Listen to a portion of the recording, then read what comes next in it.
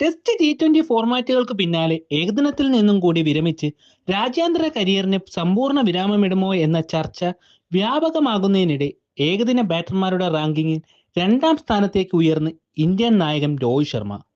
2027 ലോകകപ്പിലേക്ക് രോഹിത്തിനെയും വിരാട് കോഹ്ലിയെയും പരിഗണിച്ചേക്കില്ലെന്നും അതിനാൽ ഇരുവരും അധികം വൈകാതെ വിരമിക്കൽ പ്രഖ്യാപിക്കുമെന്നുമുള്ള അഭ്യൂഹങ്ങൾ നിലനിൽക്കെയാണ് രോഹിത്തിന്റെ റാങ്കിങ്ങിലെ മുന്നേറ്റം.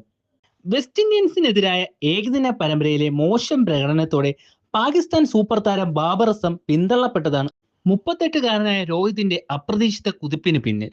സമീപകാലത്തൊന്നും രാജ്യാന്തര മത്സരങ്ങളിൽ കളിച്ചിട്ടില്ലാത്ത രോഹിത് ഏറ്റവും ഒടുവിൽ കളത്തിലുണ്ടായിരുന്നത് ഈ കഴിഞ്ഞ IPL സീസണിലാണ്.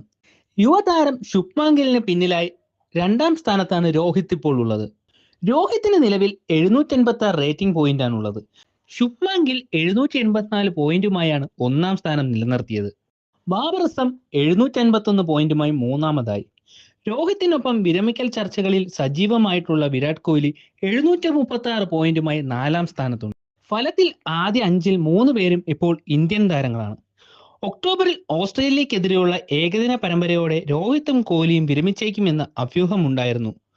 ഓസ്ട്രേലിയക്കെതിരായ പരമ്പരയ്ക്ക് മുന്നോടിയായി ഇരുവരും പരിശീലനം ആരംഭിച്ചിരുന്നു.